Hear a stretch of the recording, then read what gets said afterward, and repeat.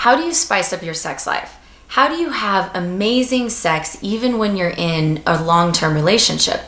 Many of the couples that I work with love each other very much, but they want to find a way to have new passion consistently flowing in the relationship. First and foremost, a context needs to be set up of no judgment. When we experience judgment from our partner, it puts us in a sort of erotic shutdown. Women go from grapes to raisins, and men begin walking around on eggshells and apologizing for their desire. Neither of these things creates a fertile ground for new desires to grow and new passion to occur. This doesn't mean that you do every single thing that comes across your mind, but it does mean that you both feel the safety and the approval to speak about your desires freely. The first key to spicing up your sex life is being selfish in your desires, but generous in fulfilling your partner's. So when we selfishly make sure that our needs are met and that we're taken care of and that we're really owning our selfish desires in the bedroom, we automatically become more generous lovers. We automatically want to start taking better care of our partner. So when we kill off our own selfish needs because we're only trying to focus on our partner, then we kill the mood and we cut off a part of our own natural eroticism and sexuality that wants to come forth. So notice if there's an area of your own sexuality that you're not willing to bring to the bedroom with your partner, or notice if there's an area that you're not giving approval for your partner to bring to the bedroom.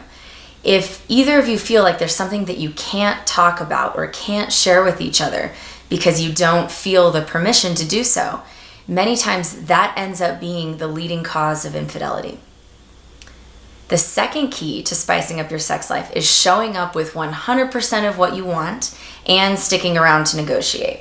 So this is all about boundaries, knowing your yes, knowing your no, and understanding that you can sometimes find a compromise and a middle ground if you're willing to stick around and talk about something that might automatically feel like a no or feel uncomfortable to you initially.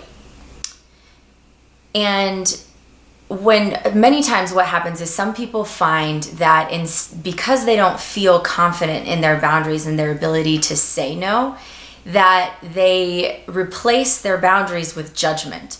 And they just become this kind of automatic shutdown to anything that is somewhat uncomfortable to them upon hearing the first time.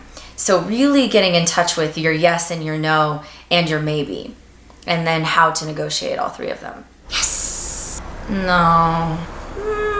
Let's talk about it. The third key to having an amazing sex life is actually a mistake. And it's a mistake that I see a lot of people make, and that is trying to be sexually fair. I understand this comes from a good place, and when you take out the critical yardstick of fairness in the bedroom or in erotic conversation, it sucks all of the energy out of the room, and everyone enters into a logical mental headspace, becomes self-conscious, and starts thinking about whether they've been doing it right and whether it's been equal and fair. This is not erotic. So a wonderful, sexy reframe is, instead of focusing on being fair with your partner, rather focus on the rhythm of desire. And finding the rhythm of knowing what your desires are and being open to hearing what your partner's desires are. And when you're fulfilling both of those and you're both getting your needs met and it's really passionate and amazing, who cares about being fair? It's not always exactly equal, but that's not the world of desire. The world of desire comes from the body, and it's about having your passions explored and your desires met.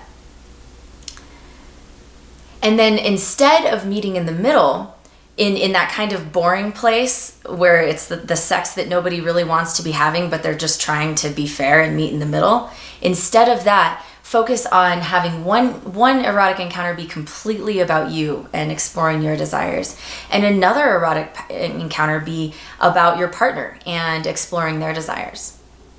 So I hope this helps you know how you can spice up your sex life and have great sex even in a long-term relationship.